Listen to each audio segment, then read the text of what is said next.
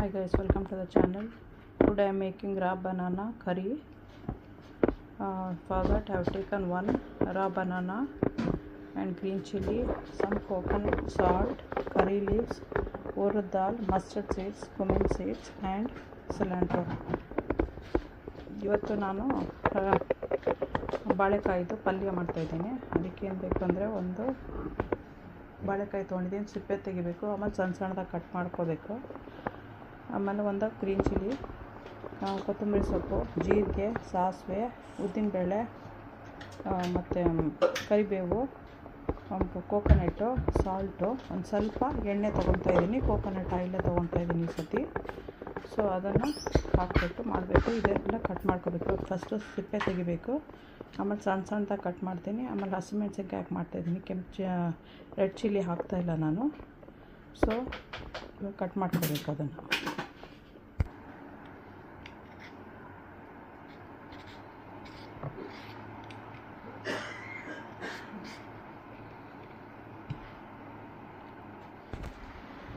Cut ಮಾಡಿಬಿಟ್ಟು ನಾನು ಇಲ್ಲಿ ನೀರು ಇಟ್ಕೊಂಡಿದ್ದೀನಿ, ಆ ನೀರಲ್ಲಿ ಹಾಕ್ತಾಯಿದ್ದೀನಿ.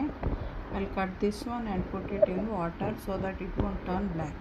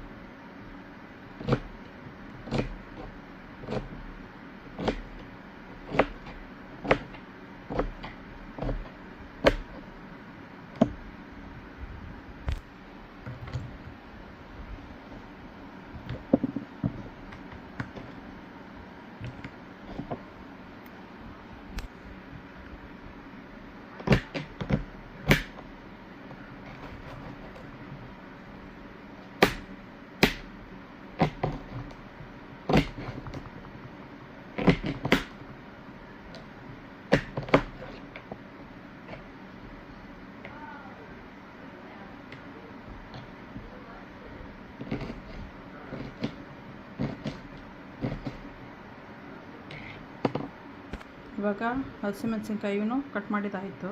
Green chilli just cutted this one. I have soaked this one in the water. Now what I'll do is I'll mix these two and salt and put it on the